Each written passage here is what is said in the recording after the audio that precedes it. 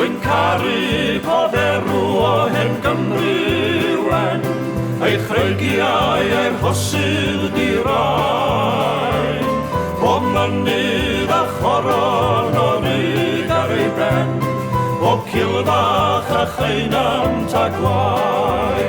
Ac nid oes y geisiwn na dim a ddymunwn, ond bwthyn bach tawel rhwng cyrraedd yn bro. A beddrod i hynno yn rhywle neu gro, a beddrod i hynno neu gro. Rwy'n caru, rwy'n siarad iaith beraidd yn gwlad, iaith fwynaf yr hen ynys hon.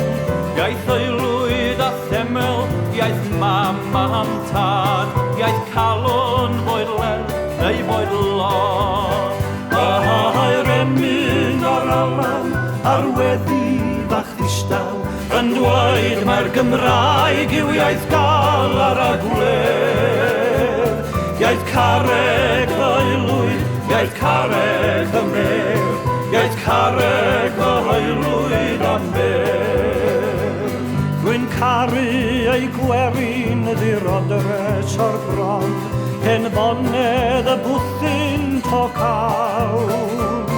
Nid cyfoeth y ddeiar ar annwyd i hon, ond golyd o ddisg ac o ddawn.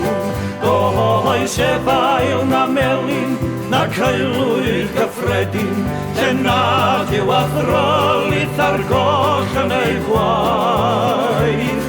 Dyw gadw o fy ngwerin, hen werin y graith, dyw gadw o hen werin y graith. Rwy'n caru arferion a gwyliau'r rolan, hen gartre'r eisteddfod a'i bryd. Cynefin efengyl a chrefydd a chan, a seion y gwledydd yw hi.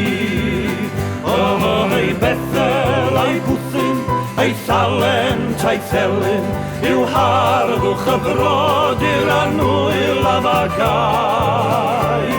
Nid Cymru fydd Cymru a'i choron dan draed, nid Cymru a'i choron dan draed.